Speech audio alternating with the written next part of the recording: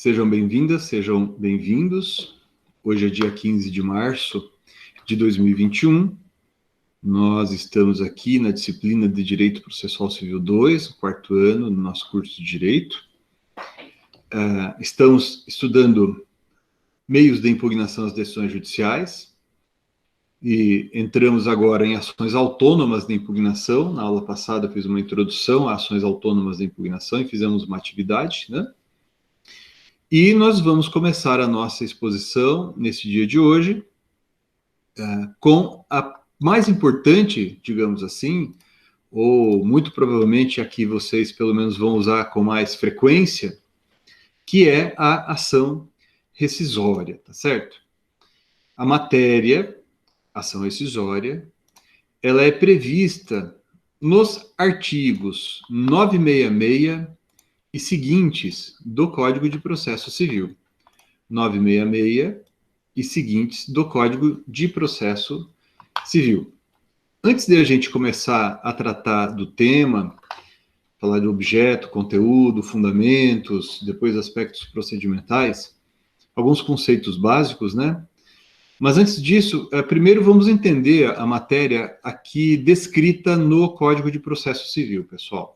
Então, acompanhem comigo aí na tela, que eu coloquei na tela o Código de Processo Civil para vocês analisarem, ok? Capítulo 7º, né? Estamos aqui dentro de processos nos tribunais. O artigo 966, a gente vai se deter bastante nele, sobretudo na aula de hoje, tá? Ele traz ali alguns conceitos essenciais, né? Decisão de mérito, transitada em julgado, pode ser rescindida, a gente vai explicar cada uma dessas expressões. Os incisos do artigo 966 trazem as hipóteses de, os fundamentos, né? Possíveis fundamentos da ação rescisória, com algumas minúcias que estão ali nos parágrafos, tá bom? Então, por exemplo, o parágrafo 2º diz que será rescindível decisão transitada em julgado, ainda que não seja de mérito. A gente vai explicar isso. Afinal, a decisão tem que ser de mérito, como está no caput. Que decisão é essa que não é de mérito, que pode ser também objeto de ação rescisória, tá bom? A gente vai se deter bastante nisso aqui hoje. Mas o Código também traz outros pontos que serão por nós lembrados ao longo também da exposição de hoje.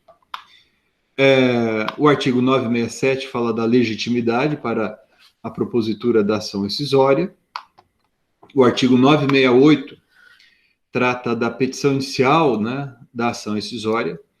Veja, nós identificaremos que esses requisitos são vários, né, mas eles são destacados pela jurisprudência em 3, né, para o cabimento, para a admissibilidade da ação rescisória.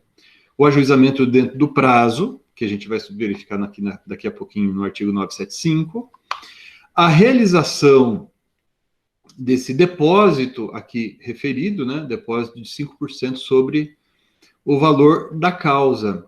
E, evidentemente, as situações aqui referidas no artigo 966. Né? A gente vai tratar disso com minúcias adiante, tá bom? O artigo 968 já nos chama a atenção para dois elementos conceituais muito relevantes que nós vamos estudar adiante, que é a possibilidade de se acumular ao pedido de rescisão o de novo julgamento do processo.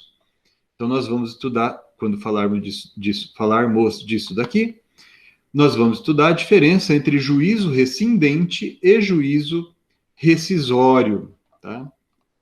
Isso está aqui no artigo 968 e depois também ali no artigo 974, né?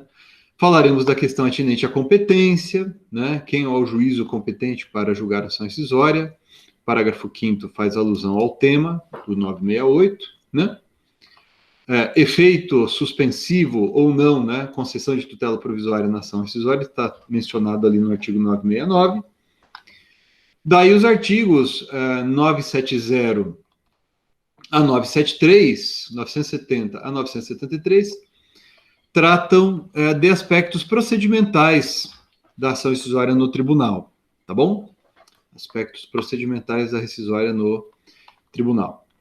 O artigo 974 fala novamente da questão atinente ao juízo rescindente, ao juízo rescisório, 974 caput. A gente vai falar sobre o que é uma coisa, o que é outra, qual a diferença entre esses fenômenos. E, por derradeiro, o artigo 975 trata aqui do prazo para ajuizamento da ação rescisória, tá bom? Percebam que aqui também, ao menos aqui, mais uma vez, a menção ao trânsito em julgado da decisão. A gente vai voltar daqui a pouco, mais uma vez, ao texto do Código de Processo Civil de 2015, na verdade, mais algumas vezes, né? Mas nesse momento eu queria tratar com vocês de alguns aspectos conceituais, tá certo? Para que a gente bem compreenda a matéria. Então, em primeiro lugar, como nós falamos, a ação rescisória é ação autônoma de impugnação, não é recurso, né? Então, exige-se, para que se ajuize a ação rescisória, que eu tenha por objeto o pronunciamento proferido em outro processo, porque a ação rescisória, ela enseja a formação de nova relação jurídico-processual. A ação rescisória, né, a gente vai verificar na sequência, à medida em que a gente vai observando as outras figuras e os requisitos da própria ação rescisória, não é a única modalidade de ação autônoma da impugnação.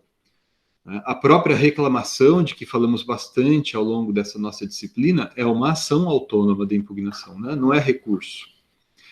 Mas é muito comum, é muito frequente, estudarmos em conjunto a ação rescisória, a ação anulatória e a ação declaratória de inexistência ou ineficácia. São figuras que se relacionam, tá bom? Então, vejam, a gente vai notar que, de acordo com o artigo 966 do Código de Processo Civil, caput, está escrito ali, a sentença de mérito pode ser rescindida, perdão, a decisão de mérito transitada em julgado pode ser rescindida quando? Aqui, pessoal, a gente vai voltar a falar disso adiante, mas notem, o Código faz referência à decisão de mérito. E o artigo 487 do Código de Processo Civil vai fazer referência a quais são as decisões de mérito, né? Vejam ali comigo, acompanhem comigo o que diz o artigo 487. Notem, haverá resolução de mérito quando o juiz, depois do inciso 3º, homologar, exemplo, a transação. Então, por uma primeira leitura ou uma leitura rápida, se eu cotejar o caput do 966 com o artigo 487, inciso 3º, a linha B, eu poderia estar tentado a pensar que, se eu quiser atacar uma decisão homologatória de uma transação para alegar, por exemplo, um vício na transação, um vício do consentimento, um vício de incapacidade daquele que manifestou a vontade na transação, a ilicitude do objeto da transação, por exemplo, eventualmente a gente poderia pensar que, uma vez lendo o artigo 966 caput com o artigo 487.3b, eu poderia pensar que caberia, no caso, ação rescisória. Mas vejam, eu tenho que ler, além do artigo 966 caput, todos os incisos e parágrafos. E o parágrafo 4º do artigo 966 refere-se a uma outra modalidade de ação autônoma de impugnação. Não confundam a ação rescisória com a ação anulatória do parágrafo 4º do artigo 966. Embora, né, o parágrafo 4º integre o artigo 966, ele não está explicando o caput, ok? Ele não é também um desdobramento do caput. O parágrafo 4º trata de uma outra ação autônoma de impugnação, ok? Não é ação rescisória. Então, rapidamente, pessoal, para vocês marcarem, quando é que eu vou mover a ação anulatória referida no parágrafo 4º? Exemplo, quando eu quero atacar a transação homologada judicialmente, afirmando que uma das partes emitiu uma declaração de vontade mediante coação, ou o objeto é ilícito, ou é um caso de incapacidade, eventualmente, daquele que, ou falta de legitimidade daquele que manifestou aquela vontade na transação que restou homologada. Notem, a sentença homologatória de transação, ela não julga procedente ou improcedente nada, apenas homologa.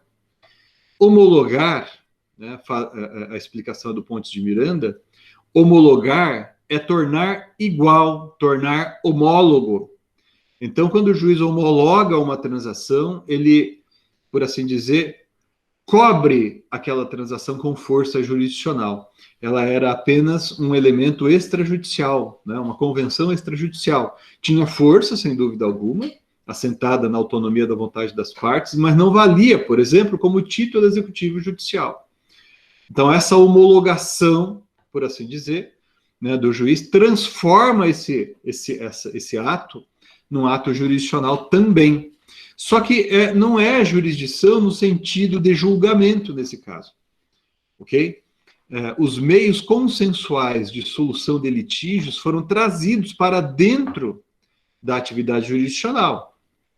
Então, não é correto, a meu ver, pelo menos hoje eu penso assim, não é apropriado dizer que se trata de uma tutela jurisdicional atípica, porque é uma providência típica. Ela não é aquela com a qual nós estamos nos acostumados, né? Uma solução decidida pelo juiz.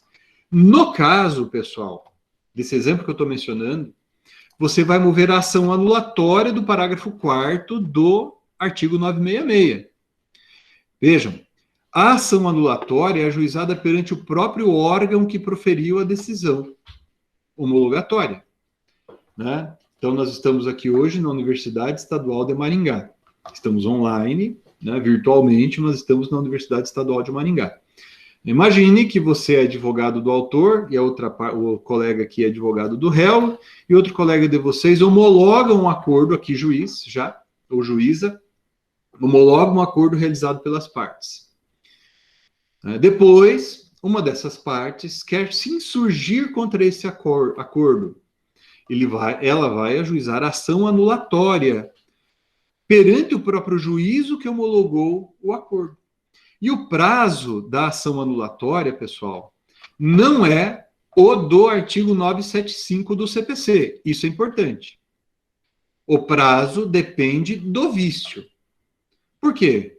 Porque, de acordo com o parágrafo 4º infine do artigo 966, esses atos de disposição de direitos estão sujeitos à anulação nos termos da lei. Que lei é essa? Qualquer lei, né? A lei que disciplinar o ato homologado. Então, você vai verificar ali a legislação civil, vai ser aplicável a maior parte dos atos homologados pelo juízo. Boa parte deles, pelo menos. Eventualmente, pode ser a legislação empresarial, código comercial, quando cabível, né? E assim sucessivamente, né? Ou leis especiais, né? Que exigem certos requisitos para que se realize determinado ato. Então, se eu pratico o ato de uma maneira viciada, e se a lei prevê um prazo, eu vou observar aquele prazo. Então, qual o prazo para ajuizamento de ação anulatória de transação, por exemplo, com base no erro? Veja, o erro é um vício do consentimento. O prazo, de acordo com o Código Civil, nesse caso, é de 4 anos para ajuizamento da ação, né? Agora, se não houver prazo previsto na lei e se tratar de ação anulatória, o prazo é de 2 anos, de acordo com o artigo 179 do Código Civil. Por outro lado, se o vício for daqueles que geram nulidades absolutas, como, por exemplo, o objeto ilícito, ou a incapacidade absoluta daquele que emitiu a declaração de vontade, aí não tem prazo, né? É uma ação declaratória de nulidade. Então, em se tratando, por exemplo, de simulação, o Código Civil de 2002 estabelece que a simulação conduz à nulidade absoluta do negócio jurídico. Então, esse vício jamais se convalesce. Então, caberá ação declaratória e não haverá prazo. Isso, pessoal, em relação à ação que, nos termos do parágrafo 4º do artigo 966, é ação anulatória. Então, percebam, isso aqui é uma coisa muito importante, muita gente se confunde em relação a isso. Embora o parágrafo 4º esteja ali dentro do artigo 966, o parágrafo 4º desse artigo 966 não trata da ação rescisória, ele trata da ação anulatória, que, como nós observamos agora mesmo, pode ser declaratória de nulidade conforme o caso. Ok? Essa ação, pessoal, prestem atenção, diferentemente da ação rescisória, que vai ser sempre ajuizada no tribunal, a ação anulatória é ajuizada perante o próprio órgão que proferiu a decisão que homologou o ato. Tá certo? Então, pode ser o juízo de Maringá, por exemplo, de Curitiba, de Londrina, de Paranavaí, de primeiro grau, que homologou o ato. Tá bom? Não tem o prazo de 2 anos da ação rescisória, que está ali no artigo 975. Vai ser o prazo previsto na lei civil, que pode ser também de 2 anos, mas por causa do artigo 179, de 4 anos, dependendo do vício de consentimento, né? Ou não ter prazo, se tratar de nulidade absoluta, né? Como algumas previstas no Código Civil, né? E eu citei como exemplo a simulação absoluta, né? Além disso, cabe ação anulatória também contra atos executivos realizados no processo de execução, né? Daqui a alguns dias a gente vai falar de cumprimento de sentença e processo de execução, e a gente vai tratar, dentre outros assuntos, da arrematação. Então, a arrematação, né, prevê o próprio Código de Processo Civil situações em que a arrematação pode ser anulada. É a mesma ação referida no parágrafo 4º do artigo 975, tá bom?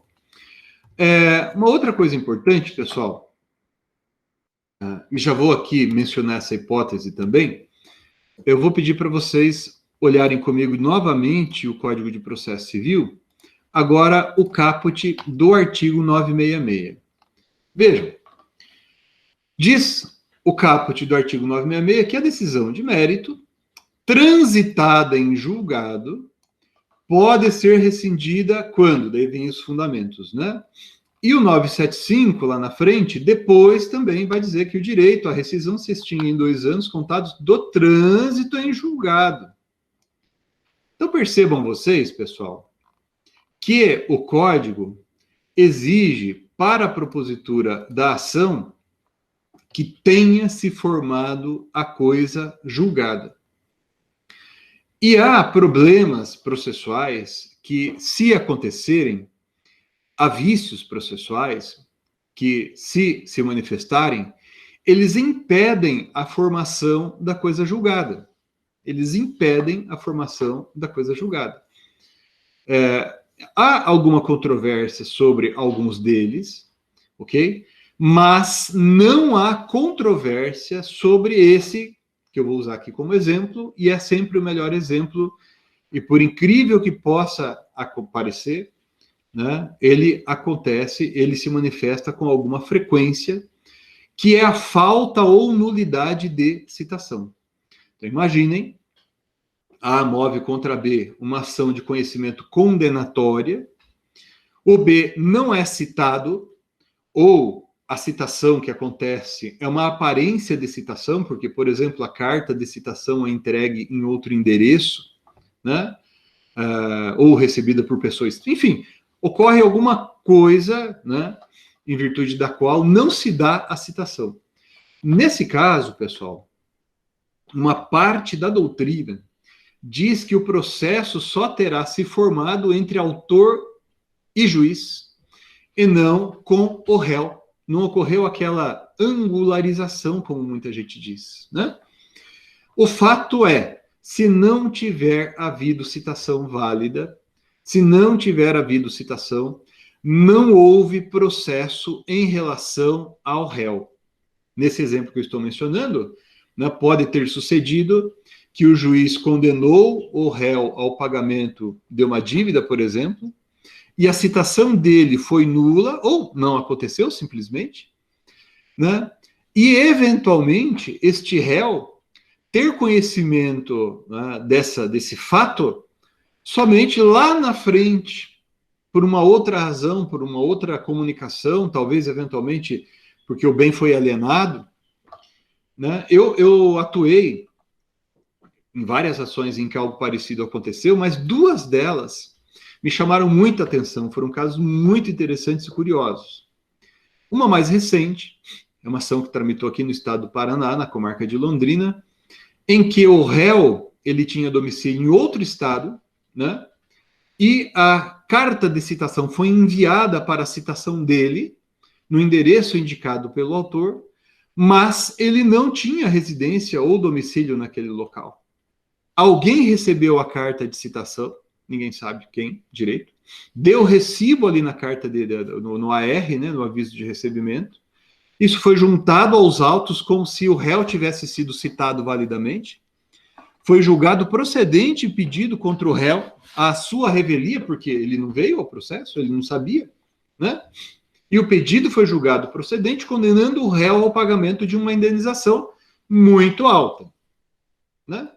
Transitou em julgado formalmente, aparentemente transitou em julgado a sentença, com certidão nos autos de trânsito em julgado, e o autor começou a mover a execução daquela decisão contra o réu agora executado, né?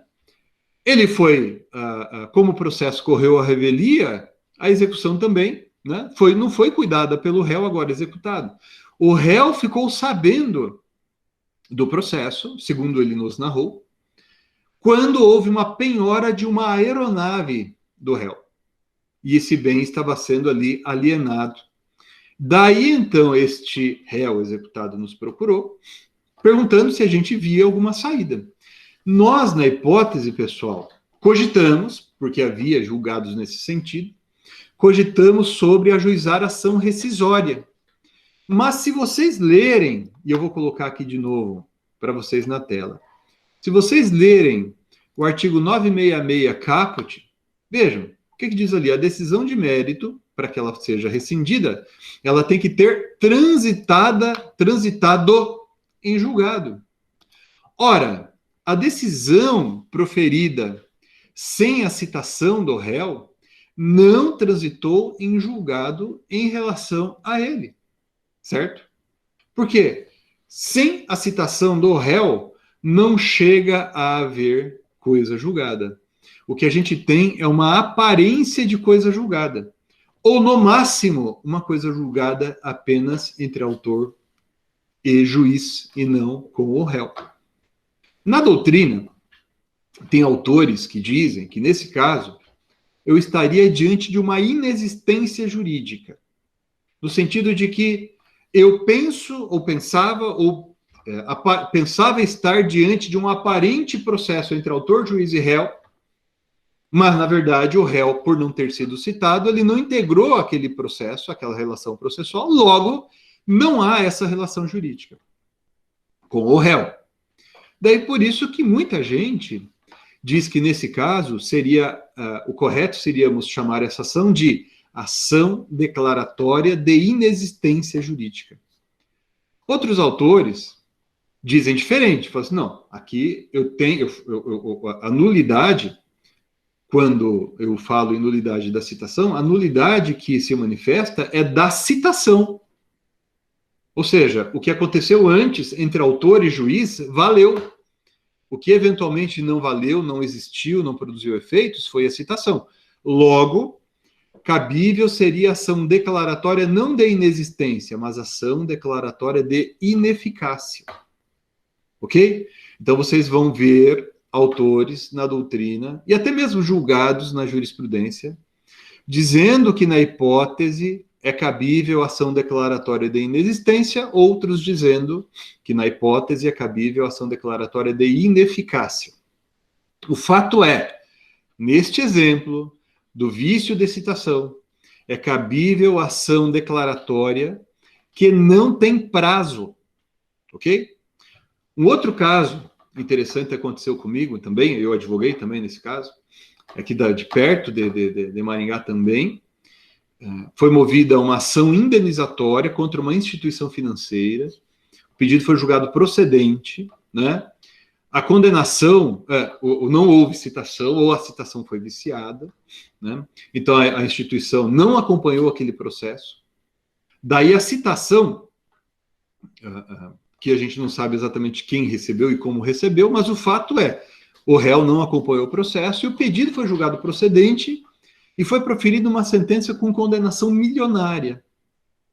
Quando é que o réu, agora executado, ficou sabendo desse processo? Somente quando veio a ordem de bloqueio de dinheiro ali, de ativos financeiros ali.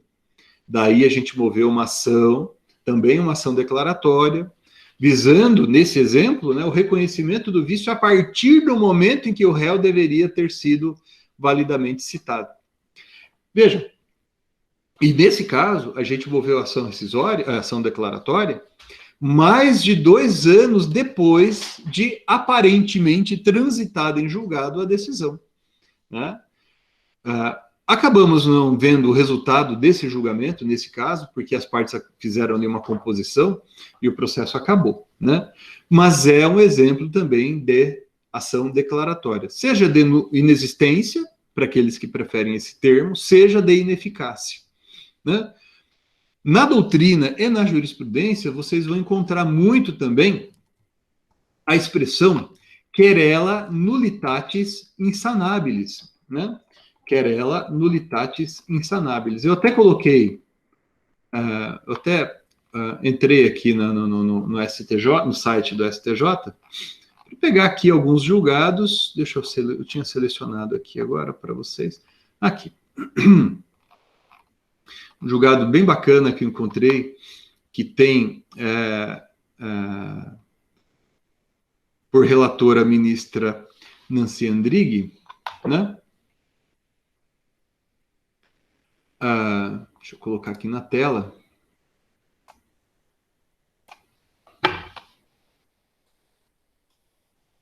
Isso, né?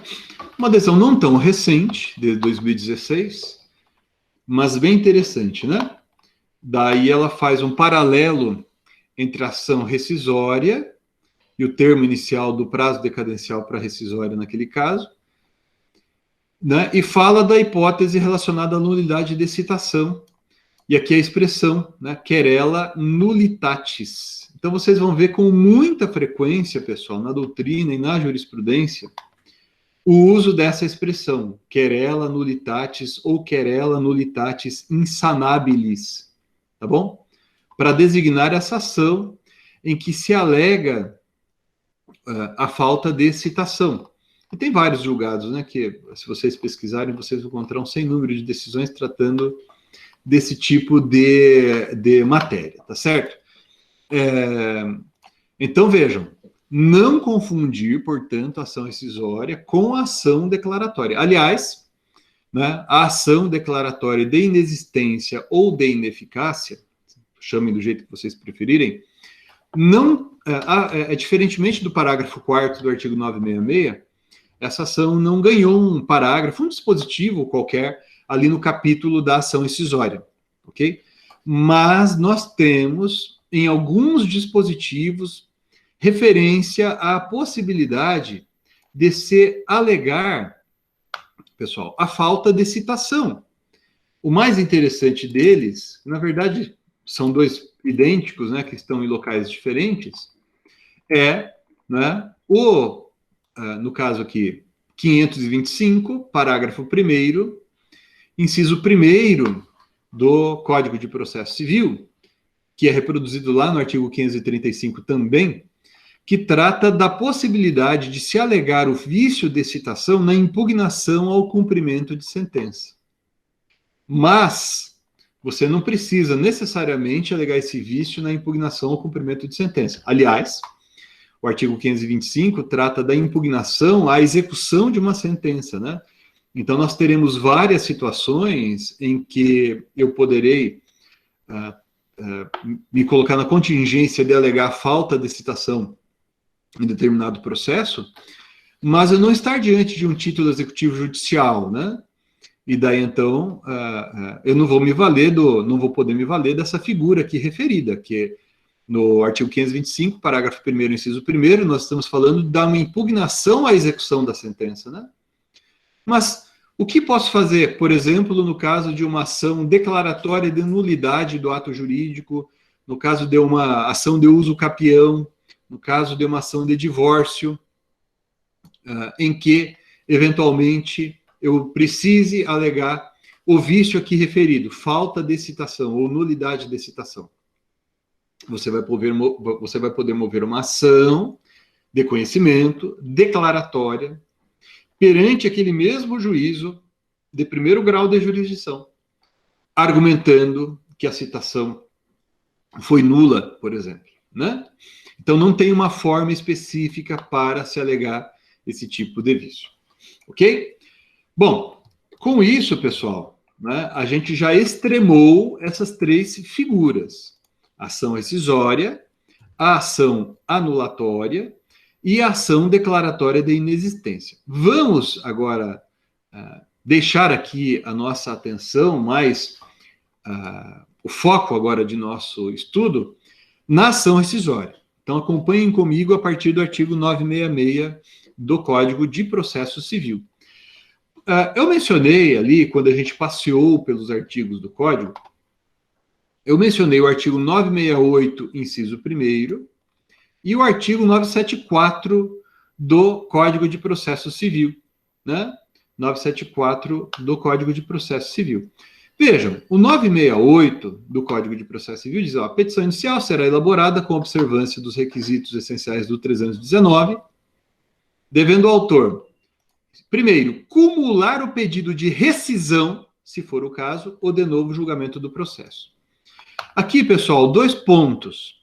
Vejam comigo aqui esse dispositivo do Código de Processo Civil para marcar bem na memória de vocês. 2 pontos que eu quero chamar a atenção de vocês. Primeiro, requisitos essenciais do artigo 319. Espera aí, professor, o que é que está ali no artigo 319? Os elementos da petição inicial nas ações de conhecimento. Esquisito isso? Não, nada de esquisito. Tudo que vocês estudaram para ações de conhecimento, lá atrás, no ano passado, ano letivo passado, vale também, né, com as devidas adaptações, para a ação rescisória. Por quê? Porque a ação rescisória, a gente está falando aqui, é uma ação autônoma de impugnação em relação a outros recursos, mas é uma ação de conhecimento, ok? É uma ação de conhecimento, que tem réu, né? Que tem citação do réu. E daí ele vem nessa ação de conhecimento e apresenta a sua contestação. E o tribunal vai julgar. Quando a gente estuda lá atrás, né, eventualmente, talvez vocês não se lembrem, no 2º ou 3º ano de faculdade, vocês estudaram, ou o professor deve ter mencionado, quando falou da competência, ele falou assim, tem ações que são da competência originária dos tribunais. Ou seja, ações que são ajuizadas nos tribunais e não perante o juízo de primeiro grau, né? A ação rescisória é um exemplo disso. Então, a ação rescisória é uma ação de conhecimento ajuizada nos tribunais, tá bom? Qual tribunal a gente vai ver mais para frente. Agora, veja, então, por isso, observa o artigo 319. Pronto. Segundo, cumular o pedido de rescisão. Então, veja, o primeiro pedido em uma ação rescisória é sempre o pedido de rescisão. Isso está aqui no 968, quando fala da petição inicial, e vai estar ali também no artigo 974, quando o Código já fala não da petição inicial, mas fala da decisão que julga o pedido. Vejam ali, ó. Julgando procedente o pedido, o tribunal rescindirá a decisão. Rescindirá a decisão. Vejam, pessoal, o que é rescindir? Rescindir, desfazer, desconstituir. Ora, se o pedido é para que o tribunal rescinda, se o pedido é para que o tribunal desfaça, né? Se o pedido é para que o tribunal desconstitua, essa ação de conhecimento, ela tem qual natureza? Declaratória? Não, constitutiva. Porque no mínimo, em todos esses casos que nós veremos daqui em diante, pessoal, no mínimo estarei diante da necessidade de o tribunal desfazer a coisa julgada. Desfazer a coisa julgada formal. É importante, aliás, que a gente antecipe isso, né? Não é necessariamente a coisa julgada material, porque, como nós veremos mais para frente, também decisões que não são consideradas de mérito podem ser atacadas através da ação rescisória, né? Então, a ação rescisória é uma ação de conhecimento, porque eu vou pedir que o tribunal julgue, profira uma decisão que vai desconstituir a coisa julgada formada em outro processo. Ok? Então, é uma ação de conhecimento desconstitutiva. A ação rescisória é a ação de conhecimento desconstitutiva. Tá bom? Então, que isso tem que ficar bastante claro para vocês. Agora, vejam. Eu vou reabrir a causa. Eu vou desfazer a coisa julgada formal, certo? E pensem assim na coisa julgada formal como se fosse uma espécie de membrana, uma pele que estivesse assim nos protegendo, sabe? Uma camada que está nos protegendo. A máscara que está nos protegendo. Então, essa é a coisa julgada formal. Se o juiz, se o tribunal, melhor, julgar procedente esse pedido, ele vai fazer o quê? Desfaz a coisa julgada formal. Ok? Porque daí você pode dizer assim, mas espera aí, professor, julgado procedente o pedido da ação rescisória, o tribunal não vai ter sempre que rejulgar tudo? O tribunal não vai ter sempre que refazer tudo? Vejam comigo de novo ali o Código de Processo Civil. Inciso 1º do 968. Cumular o pedido de rescisão, cumular ao pedido de rescisão, se for o caso, o de novo julgamento do processo. Ora, se for o caso, sim, se for o caso. Lá no 974, essa fórmula vai estar repetida. Vejam, julgando procedente o pedido, o tribunal rescindirá a decisão. Então, identificado o vício, ele rescinde a decisão. E, prossegue o mesmo artigo 974, proferirá, se for o caso, novo julgamento. Ora, como assim proferirá, se for o caso, novo julgamento? A ação rescisória não é sempre uma ação de novo julgamento? Não. Não necessariamente. Pode ser, pode ser. Aliás, nos casos em que eu tenho atuado como advogado, a imensa maioria deles são ações em que eu vou pedir esse rejulgamento. Mas não necessariamente, pessoal. Vejam comigo as hipóteses, né, que estão descritas no artigo 966 como possíveis fundamentos para a ação rescisória. Vejam ali. Então, o inciso 1º, prevaricação, concussão, corrupção do juiz. Depois, juiz impedido ou juízo incompetente. Vai lá, parará. Daí vem inciso 4º, ofender a coisa julgada. Ofender a coisa julgada. Então, veja, de que estamos falando aqui no caso do inciso 4º do artigo 966, decisão que ofender a coisa julgada. Imaginem, isso pode ser absurdo isso que eu vou falar para vocês, mas acontece. Imaginem, né, coloque bem claramente para vocês, a pessoa A e a pessoa B. Né? A move contra B uma ação e pede a condenação do B por indenização por danos materiais decorrente de determinado evento. Ok? Ok. O pedido é julgado improcedente. Posteriormente, após a coisa julgada, formada nesta ação, o A move de novo contra B a mesma ação, com o mesmo pedido e a mesma causa de pedir. E vejam, o juiz, ou o B não alega, ou o juiz não fica sabendo, e não se reconhece a coisa julgada, formada na primeira ação, como o impedimento para que se julgue o mérito na segunda ação. Daí o pedido é julgado procedente. Então, na primeira ação, o pedido havia sido julgado improcedente. Na segunda ação, o pedido é julgado procedente. Daí, na execução da sentença, né, no curso da execução, alguém percebe, mas aqui já tinha uma sentença julgando o pedido improcedente, daí agora foi julgado procedente, né? Essa segunda sentença violou a coisa julgada. Daí você vai mover ação rescisória contra a segunda sentença, certo? Ou segundo acórdão, não importa, dizendo, olha, esse segundo julgado violou a coisa julgada antes.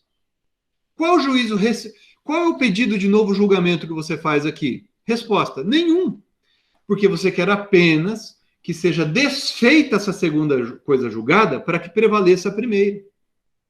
Então, pessoal, quando o código faz referência a esse aqui, né, se for o caso, o pedido de novo julgamento do processo, que está no 968, inciso 1º, e no artigo 974, por isso que está escrito ali nesses dois dispositivos legais, se for o caso.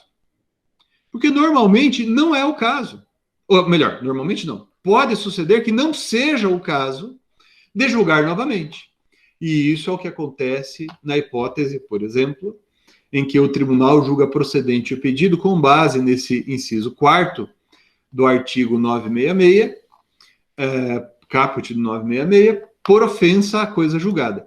Nesse caso, desse exemplo que eu mencionei, pessoal, estou falando de ofensa ao efeito negativo da coisa julgada, ok? E apenas para explicar melhor, porque alguém de vocês pode estar me ouvindo aqui e dizer assim, poxa, mas que absurdo, como é que uma coisa assim pode acontecer? O réu não saber que o autor já moveu a ação? Acontece. Hoje, menos, mas antigamente acontecia bastante. Eu acompanhei um caso de um colega aqui de Maringá, ele advogava para uma rede de lojas nacional, uma rede nacional de lojas, né? E daí houve uma ação trabalhista, né, movida pelo gerente da filial dessa rede de lojas, por exemplo, ali de Londrina. Daí lá em Londrina ele perdeu, e como ele tinha sido gerente aqui em Maringá também, depois ele moveu a mesma ação aqui em Maringá. Mas vejam, era numa época que não tinha uma rede de computadores como a gente tem hoje, as informações ficavam em arquivos, não ficavam em arquivos online. Então ele apostou no seguinte: eu movi a ação aqui e perdi, eu vou mover lá na outra justiça, lá da outra cidade, da outra jurisdição, vamos dizer assim, né? Para ver se passa. E passou, né? Na segunda ação, era uma rede de lojas que existe até hoje, inclusive, bem famosa. O pessoal não sabia disso daí, né? Não tinha o controle lá, não sei aonde eles guardavam isso, mas era tudo físico, né? Não tinha o controle. E só depois eles perceberam que a segunda decisão violou a coisa julgada, né? Então isso pode acontecer, né?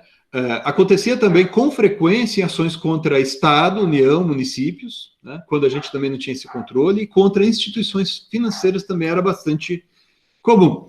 A tendência agora é que isso seja menos comum, mas pode continuar acontecendo, né? Eu não estou falando aqui, nesse momento, da violação ou efeito positivo da coisa julgada.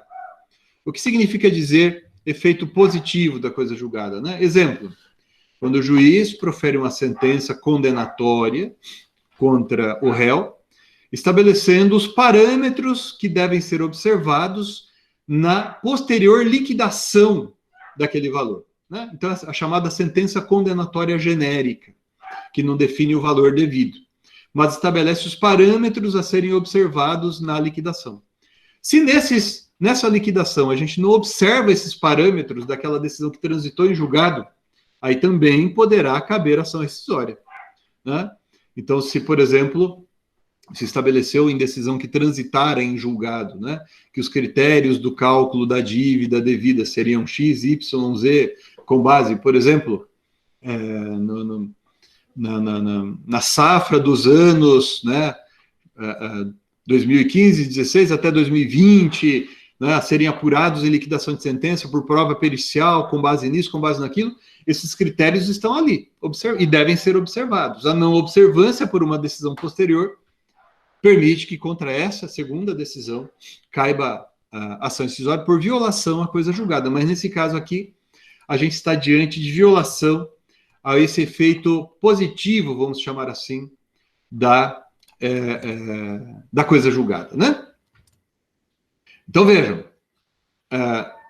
esse pedido de rescisão, pessoal, que está aqui no artigo 968, inciso 1º, pedido de rescisão, que está também ali no 974, né, o tribunal rescindirá a decisão, é o que nós chamamos, corresponde ao que nós chamamos de juízo rescindente. O que é o juízo rescindente? É essa atividade julgadora do tribunal que rescinde a decisão. Sempre que o pedido for julgado procedente, se dá o juízo rescindente. Agora, isso que está ali também na lei, 968, caput, inciso 1º. Se for o caso de novo julgamento do processo, que está no 968, inciso 1º, e sim também no 974, esse novo julgamento corresponde ao que nós chamamos de juízo rescisório. Olha bem, pessoal, coloquei aqui no chat para vocês. Não confundir juízo rescindente com juízo rescisório. Ok? Se a ação rescisória é admitida, ou seja, se ela é conhecida, certo? Foi ajuizada dentro do prazo, houve o depósito ali que a gente mencionou dos 5%, os vícios, né, o fundamento da ação rescisória corresponde a um dos vícios mencionados lá no artigo 966 caput, ok? Beleza? Beleza. Então, a ação é conhecida, é admitida. Daí eu vou entrar no mérito. Dentro do mérito da ação rescisória, tem dois juízos possíveis. Ok? O juízo rescindente, que é o primeiro, esse é inexorável, não tem como pular ele e ir direto para o rescisório. Ok? Se o pedido da ação rescisória é julgado procedente, o tribunal rescindirá a coisa julgada. Ele reabrirá o processo. Ele vai retirar aquela membrana que eu falei para vocês, que protegia o processo, que a gente chama de coisa julgada formal. Ok? Esse é o juízo rescindente. O juízo rescisório pode ou não acontecer. É o novo julgamento que está mencionado ali, tanto no 968 primeiro, quanto no 974. Mas o juízo rescisório pode não acontecer necessariamente. Tá bom? E o melhor exemplo é o da ação rescisória, né, cujo pedido rescindente é julgado procedente, né, e a ação rescisória é fundada na violação à coisa julgada, como a gente mencionou. Né? Nesse caso, eu apenas vou desfazer a segunda decisão. Né? Eu não vou rejulgar, porque se eu fosse rejulgar, eu incidiria no mesmo vício, no mesmo defeito em que incidiu a decisão anterior, tá certo? Então, não confundir juízo rescindente e juízo rescisório, né? Vou colocar aqui para vocês também, aqui no chat, uma frase para vocês gravarem, ok? Pessoal, isso aqui é básico em relação à rescisória. Isso que eu acabei de falar. Mas muita gente confunde, tá bom? A gente vai aprofundar essas definições mais para frente também. Agora, veja. O artigo 966, caput, do Código de Processo Civil, ele estabelece que a ação rescisória vai ser movida contra decisão de mérito transitada em julgado. Notem, a leitura isolada do artigo 966 caput do Código de Processo Civil poderia nos induzir à visão equivocada de que decisões que não são de mérito não poderiam ser atacadas por ação rescisória. Mas isso é um equívoco. Por quê? A gente tem que ler o dispositivo inteiro. E a gente vai chegar ali no parágrafo 2º, que vai dizer assim: nas hipóteses previstas nos incisos do caput, será rescindida a decisão transitada em julgado que, embora não seja de mérito, impeça nova propositura da demanda ou admissibilidade do recurso, impeça a admissibilidade do recurso correspondente. Então, notem, pode caber ação rescisória contra a decisão de mérito, aliás, essa é a regra, Mas pode caber ação rescisória também contra a decisão que não seja de mérito. O que vai ser decisão de mérito aqui para o nosso, para que nos interessa? Haverá, vejam, decisão de mérito, né? Decisão de mérito, também chamada na doutrina de decisão definitiva, vai ser aqui para nós a decisão que julga o pedido, acolhe ou rejeita o pedido formulado na ação ou na reconvenção, e também a hipótese do inciso 2º do artigo 487. Imagine, por exemplo, que o réu alega prescrição e o juiz acolhe a alegação de prescrição feita pelo réu e profere sentença. Também aqui estou diante de sentença de mérito, certo? Que pode ser impugnada por ação rescisória. Lembrando que no caso do inciso 3º, né? No caso do inciso 3º do artigo 487, não cabe rescisória, mas ação anulatória. Bom, quais decisões não são de mérito? Vejam o artigo 485. O juiz não resolverá o mérito quando? Aí, pessoal, é que surge o problema. As decisões fundadas no artigo 485 do CPC podem ser atacadas por ação rescisória? A resposta que a gente vai dar, com base ali no artigo 966, vamos lá de novo no 966, com base no artigo 966, parágrafo 2º, vejam, decisões que, embora não sejam de mérito, que é o que está aqui no parágrafo 2º, 966, vamos ficar só no inciso 1º para a gente gravar bem. Impeça nova propositura da demanda. Então, a decisão fundada no artigo 485 do CPC não é decisão de mérito, ok? Ok. É aquela que a doutrina chama de decisão terminativa. Mas essa decisão poderá ser atacada por uma ação rescisória, apesar de não ser decisão de mérito, se ela impedir a repropositura da demanda. Aí eu pergunto para vocês, há situações em que isso pode vir a acontecer? Notem que o artigo 486 estabelece ali em seu caput uma regra geral, segundo a qual o pronunciamento judicial que não resolve o mérito não obsta a que a parte proponha de novo a ação, né? Então, por exemplo, você ajuiza uma ação e não junta a procuração. Daí o juiz diz assim, olha, amigão, junta a procuração. Você não junta, perde o prazo. O juiz vai indeferir a petição inicial. É uma das hipóteses que está ali no artigo 485. Isso impede que você reproponha a ação? Não, né? Agora, notem, pessoal, o que estabelece o parágrafo 1º do artigo 486. Leiam aqui comigo. Vamos ler primeiro, depois vamos tentar interpretar aqui para ver a que conclusão a gente pode chegar. No caso de extinção, em razão de litispendência, e nos casos dos incisos 1º, 4º, 6º, 7º do caput do 485, a propositura da nova ação depende da correção do vício que levou à sentença sem resolução do mérito. Agora gravem aqui comigo, peguem aqui comigo o seguinte exemplo. Então, estou olhando aqui na tela, né? O Lucas e o Gabriel. Imaginem que o Lucas move uma ação contra a empresa X. E o juiz, por uma razão qualquer, diz assim, olha, nesse caso, teria legitimidade para mover a ação outra pessoa, mas não o Lucas, né? Por uma razão qualquer. Pergunta-se, o Lucas pode repropor a ação?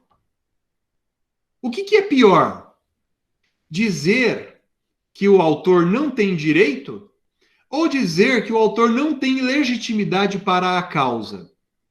Se vocês pensarem bem, quando o juiz diz que eu sou parte ilegítima para ajuizar aquela ação, quer dizer, na verdade, que eu tenho menos direito, né, que uma pessoa que teria legitimidade e o pedido fosse julgado improcedente, porque nem legitimidade eu tenho, né, para propor a ação. Então, vejam, há muito a doutrina já era no sentido de que, nesses casos, né, eu não poderia admitir uma nova ação, se o vício não fosse corrigido, né?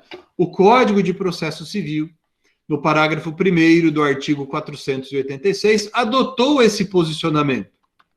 Então, voltando ao exemplo, né? Se o juiz diz que o autor não tem legitimidade para propor a ação, e essa decisão transita em julgado, uma nova ação somente poderá ser proposta por uma outra pessoa. Vamos imaginar que depois vem o Gabriel e move a ação, né? E o réu diga, não, né? Não tem legitimidade. O Gabriel vai poder dizer, não, né? Quem não tinha legitimidade para essa ação era o Lucas, mas eu tenho legitimidade para mover esse tipo de ação, né? Agora, notem, nesse caso, a nova ação, ela é nova mesmo. Não é a ação anterior reproduzida, não é a ação anterior repetida. Por quê? Porque eu troquei uma das pessoas. E os elementos da ação, que vocês se lembram, são partes, pedido e causa de pedir. Então, se eu altero parte, se eu altero o pedido, se eu altero causa de pedir, rigorosamente eu não terei mais a mesma ação repetida, eu terei uma nova ação. Daí você agora, né, de repente, aparece o Lucas no seu escritório. O Lucas moveu uma ação contra a empresa X e o juiz diz, o Lucas não tem legitimidade para mover essa ação.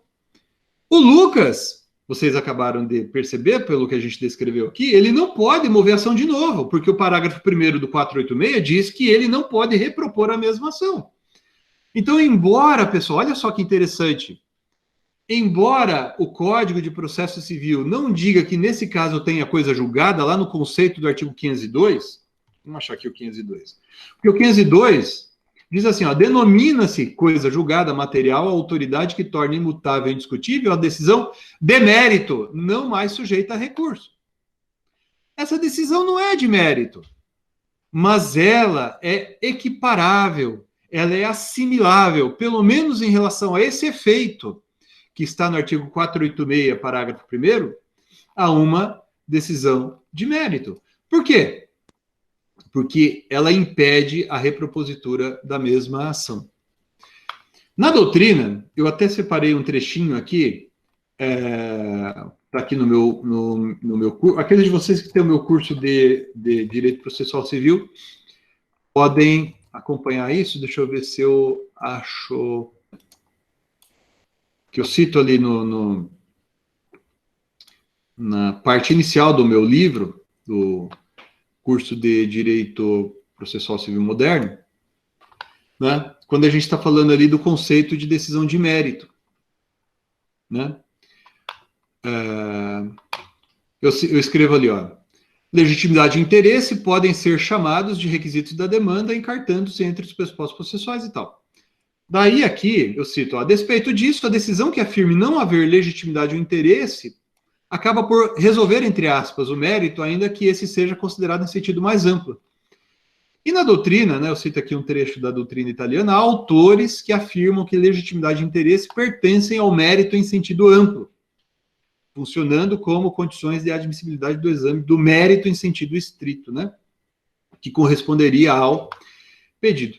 Então, notem que, para alguns autores, o mérito em sentido amplo abrangeria, né, também legitimidade processual, legitimidade e interesse processual. A gente vai ficar por aqui, pessoal, nessa parte introdutória. Essa é a primeira aula sobre ação rescisória. Provavelmente a gente vai ter mais uma ou talvez até mais 2 aulas só para falar sobre ação rescisória, certo?